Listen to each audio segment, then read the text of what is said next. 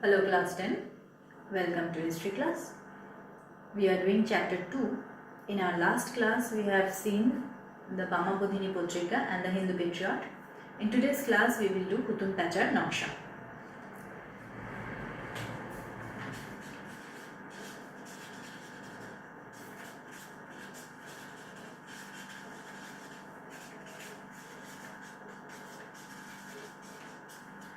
From the word Hutum Pachar Naksha, you can understand that it is the sketches by a watching owl. So the English translation of this book is the Sketches by a Watching Owl, and it was published in 1862 by Kali Prashanna Sinha.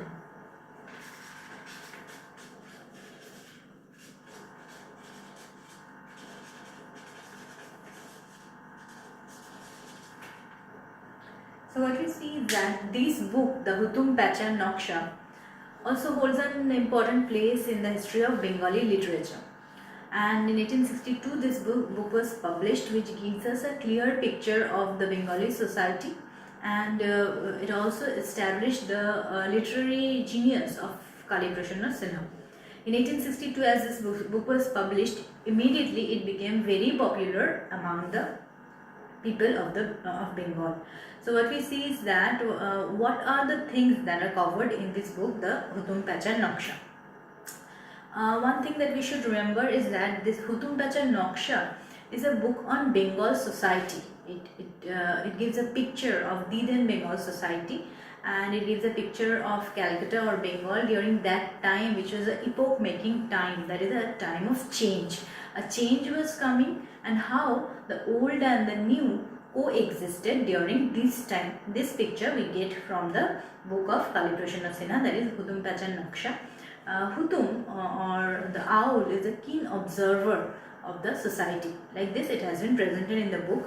Kali Prashanna Sinha himself has been a keen observer of the Bengal society, and he is presenting the picture of the Bengali society. So what we see, he is addressing that how the old and the new coexist during the time when the British are trying to establish Calcutta as a city, and they are trying to establish their capital in Calcutta. During this time many new things are coming, and the old is also there, which is custom bound. So how the new is coming and the old is also existing along with the new, this picture we get from the book of Hutum Pachar Naksha. And Hutum Pachar Naksha is actually a satirical book which has a deep irony. Like as Kali Prashanna Sinha is writing this book, he is writing it with deep irony, that it has deep meaning. In a satirical form he is writing. So we'll see that in this book we get the picture of the society.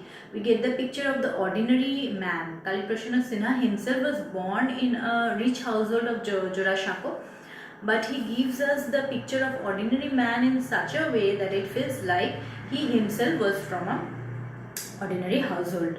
So we actually get a complete idea about the life of an ordinary man during this time, during the 19th century.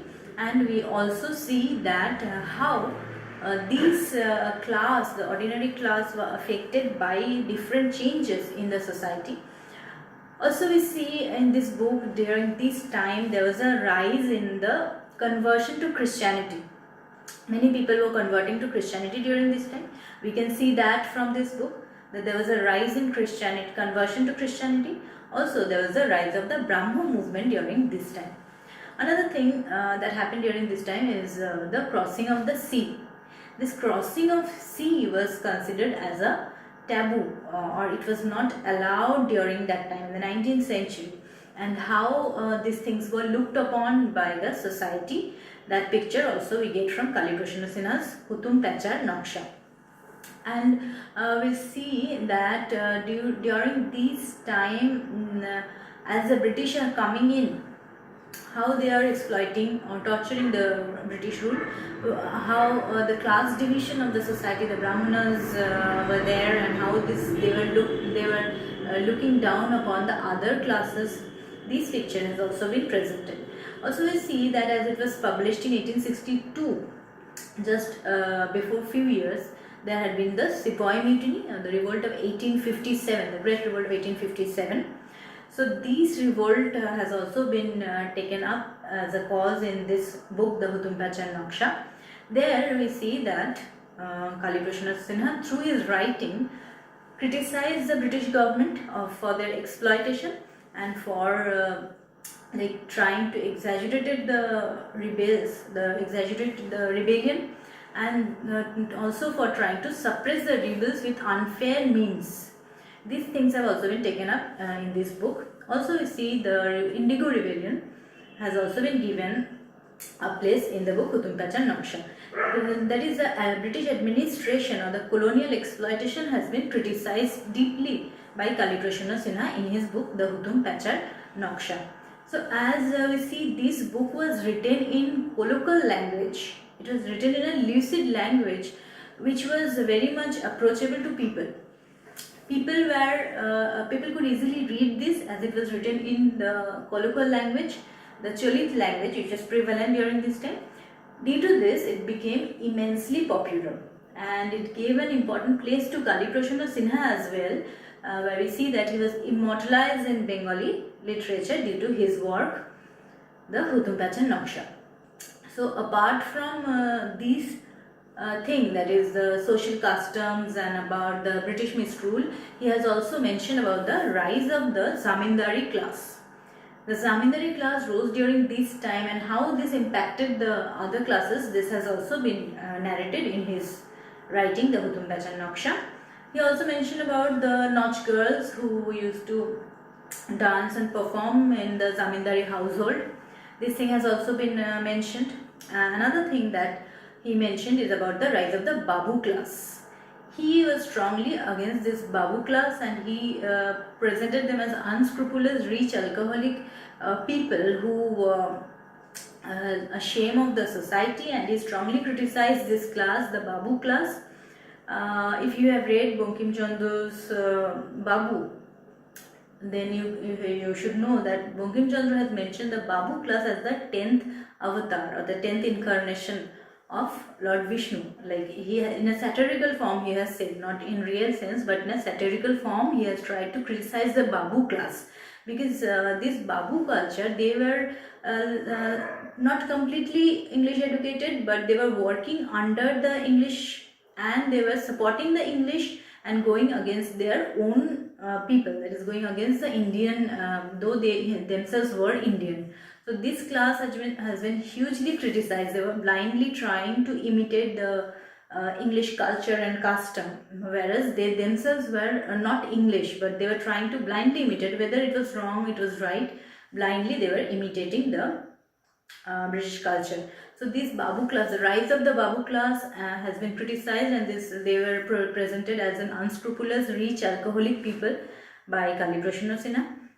Also, we see that he has criticized the English educated people who were completely blindly supporting the English people, and he has also given a picture of the ordinary people, how their lifestyle was. In your book, you can see that an excerpt from Kalikrishna Sinha's book is given, and it is highlighted. That part you can see there. He is telling that how at the end of the day, when all the people are emerging after their work, and all the people are in same condition, whether he is a Brahmin or he is a crematory man or he is a palki bearer, those who are given low class in the society and those who are given a higher class in the society, all are emerging and all are almost in same condition. So this picture you can get, you should go through that highlighted portion in your book.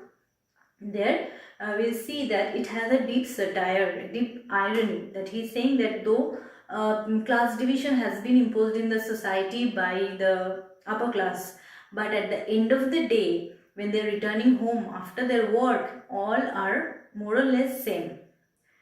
Also, we see that in this book, Kalikrishna Sinha gives a picture of the ordinary life of the common people and about their festival, like the Choruk festival, the Barwari festival, and some festival which were performed during this time in the Calcutta. So we get a picture of the society. So what we see as not only he is giving a picture of the society, Also, he is giving a national picture of the national events and how the British were misruling or exploiting the Indian, like we have discussed already about the revolt of 1857 has been presented in this book, and the Indigo Rebellion also presented in this book, and how the people suffered or were exploited. This picture is also given. Moreover, we see that this book gained importance as it mentioned it there we find a picture of earlier books like Nobo Babu Bilash, which was a very famous book about the Babu culture, and also Babu Bilash. These books, Alaler Ghare Dulal and Kolkata Kamala Moy, these books picture we can get from the Hutum Pachan Naksha. So this book also covers some portions of the earlier books. This gave even more popularity to the Hutum Pachan Naksha. And we see that Kali Prasanna Sinha himself became very popular and became a figure of the masses after the writing of this book Hutum Pachan Naksha. So here we end our today's lesson, that is Hutum Pachan Naksha. Hutum Pachan Naksha you will prepare for a 10 marks answer, also for a 4 marks answer, and the notes will be provided in the description. Thank you. Next class we will start the next lesson.